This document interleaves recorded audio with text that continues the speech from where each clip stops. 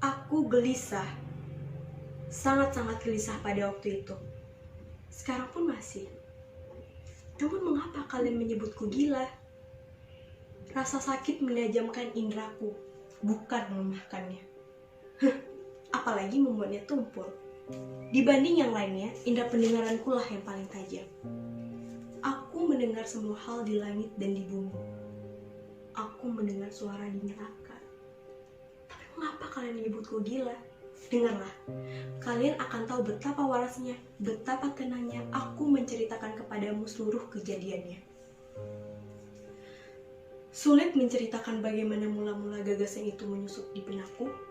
Namun ketika dia datang, dia memburuku siang malam. Tak ada niat dan dendamku. Malah, aku mencintai orang tua itu. Ia tak pernah berbuat salah kepadaku, juga tak pernah melukai hatiku. Menurutku, yang menjadi persoalan itu adalah matanya. Iya, matanya.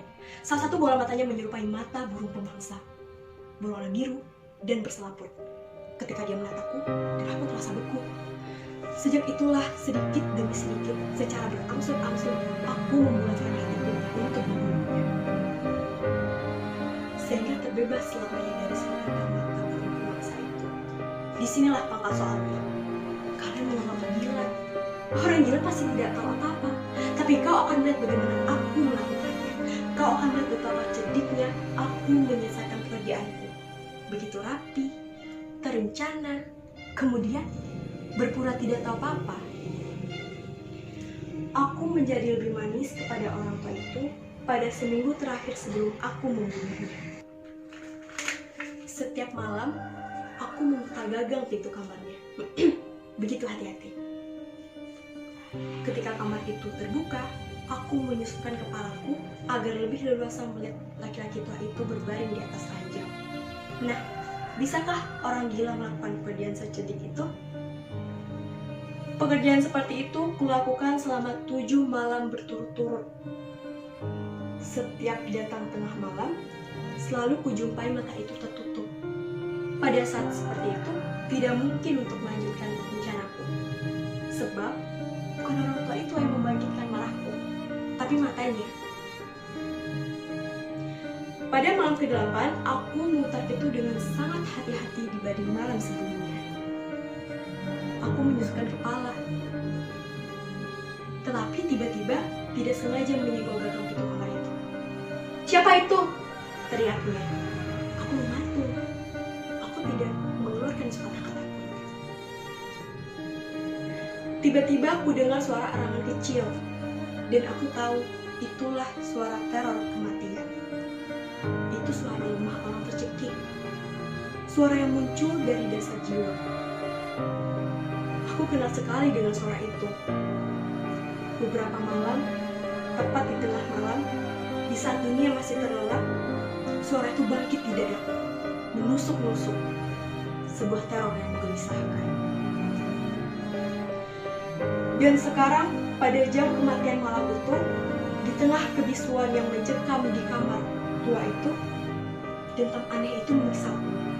Aku masih menahan diri dan tak beraksi apa-apa. Namun, dentang itu semakin membengkakkan.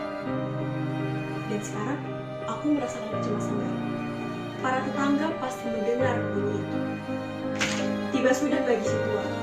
Dengan teriakan keras, aku melompat ke dalam kamar.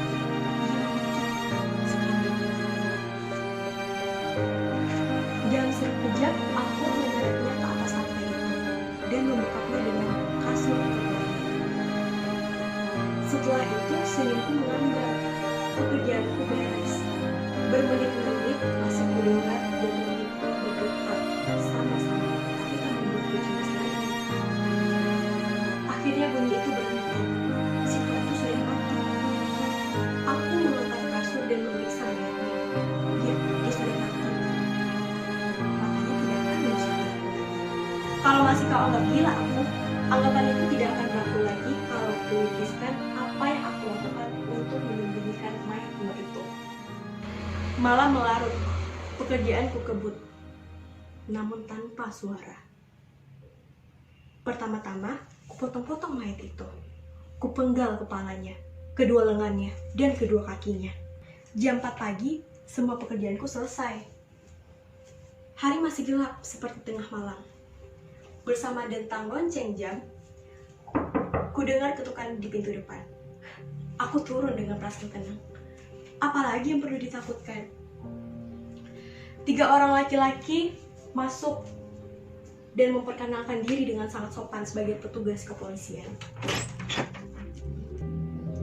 Ya Pak, silakan masuk. Aku mempersilahkan mereka masuk.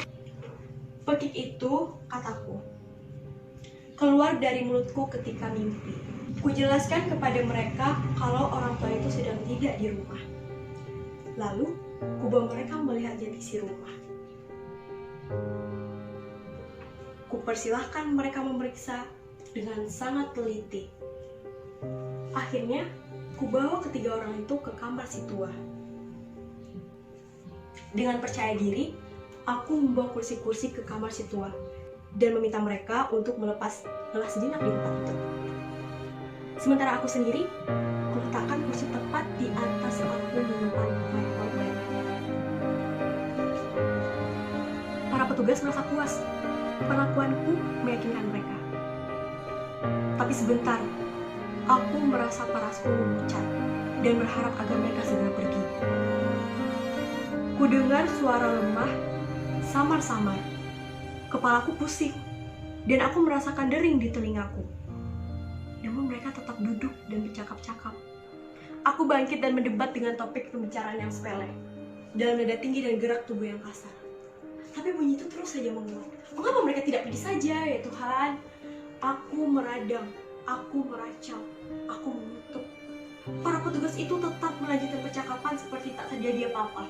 Mereka tersenyum. Bagaimana mungkin mereka tidak mendengarku, Cahaya? Tak usah berpura-pura lagi. Aku yang melakukannya. Bongkar saja papan ini. Di sini, Mayati.